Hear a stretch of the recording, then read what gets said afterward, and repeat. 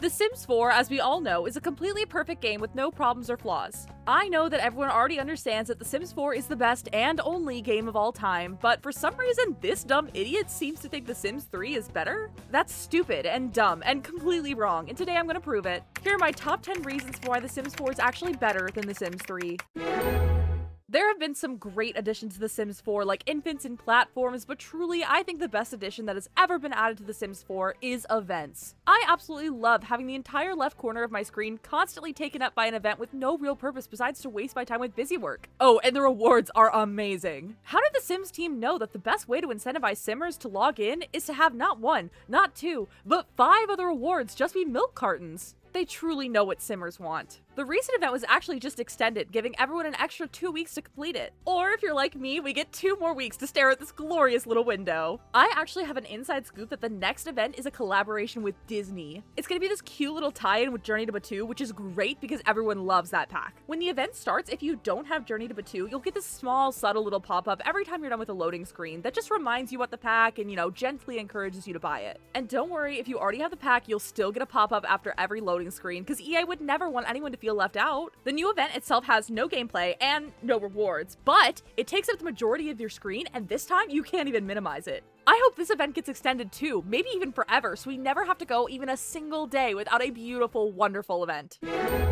I don't know about you guys, but when I play The Sims, I never have a single plan with what I'm going to do. I never come in with a preset character, or a storyline idea, or even a goal. I just kind of black out during cast and build by, and then raw dog it once I get to gameplay. But that's why The Sims 4 pop-ups are amazing. Like, for example, when I'm playing with a small, middle-class, realistic family, I absolutely love it when I get calls from Grimm asking me to join the Reaper career. And if I'm playing as a grouchy old man living in the middle of nowhere, I absolutely want to know about every single festival happening in every world, and of course, all the high school events. Do I want to be on a reality TV dating show, or have some random person I just met stay over at my house, or talk to some raccoons in a trench coat about starting a small business? Most likely, no. But The Sims 4 graciously gives me every single one of these pop-ups in every save without fail, just in case. I also love getting 50 phone calls a day from different Sims asking to hang out right then and there. It lets me add some realism to my game because I too will say no to any social interaction I don't have at least a 3-hour heads up for. The Sims 3 is objectively a very hard game. There aren't any pop-ups that will randomly give you a few thousand simoleons. There's no emotions or lot traits to manipulate to make skill and relationship building easier.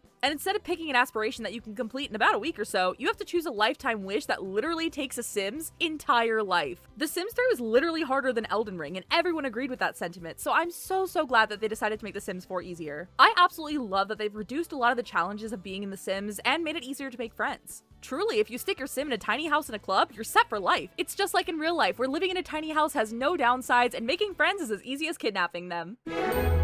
From the DLC for a DLC, My First Pet Stuff, to several disastrous collabs, The Sims 4 has by far the most iconic controversies of the Sims series. Sure, The Sims 3 had Katy Perry sweet treats, but that's so 2012. We've had dozens of crazier scandals since then. In fact, even the launch of The Sims 4 was controversial. When the game was released, there were no toddlers, no ghosts, no pools, no burglars, no story progressions, and no color on the maps. In my opinion, all of these things were frivolous and unnecessary, and definitely shouldn't have been in the base game to begin with. But because EA is so kind and generous, over the past several years they've added all of those things to the base game for free. But The Sims 4 is a bad girl at heart, and there are still a few controversial items missing from the game. And of course, the most controversial of those missing features is cars. Personally, I think since so many people have wanted cars for such a long time, they should make an entire Cars expansion pack and then charge double the price. It can be called The Sims 4 Get Wrecked, and the only item in the entire pack is one single car. A 2011 Ford Fiesta taken directly from the Sims 3 store with not a single update to its model. That would go down in history as the most glorious, controversial pack in the entirety of The Sims 4. Do you see what I did there? Because it's cars, but it's controversial, so it's cars. The Sims series is known for its bugs, and The Sims 4 absolutely does not disappoint. The Sims 3 is notoriously broken and laggy, and somehow The Sims 4 is able to be even more so without an open world, which is super impressive. The Sims 3 wishes it could have glitches as crazy as allowing family members to be romantically interested in each other, or making child Sims appear pregnant. And of course, The Sims 3 has packs that don't work as well as others. But The Sims 4 has several packs that are completely broken, whether that means they don't work at all as intended, or they completely just brick your game. Off the top of my head, there's Dine Out, Eco Lifestyle, High School Years, Dream Home Decorator, Moschino, My Wedding Stories, Bust the Dust, and of course, For Rent. Despite knowing just how broken For Rent is, EA is still actively advertising the pack. And they're selling For Rent and all of the other packs I mentioned at full price with no disclosures. Truly, The Sims 4 should be applauded to its dedication to capitalism. The The Sims 3 did a good amount of advertising, but hoo boy, The Sims 4 takes it to an entirely different level. Opening the game, here's 2 ads. On the main menu, have some more ads. Making a sim, ads. Entering build mode, ads. Figuring out what world you want to move into, more ads. Plus, there's a built-in shopping mode right in The Sims 4, so you don't even have to leave the game to give EA more of your money. How kind of them. Can you dab in any other Sims game? Can you rizz up a milady? Can you run into an immortal, unkillable version of musically sensation baby Ariel on the streets? No, of course not, because The Sims 4 is the only Sims game that's hip and cool with the kids.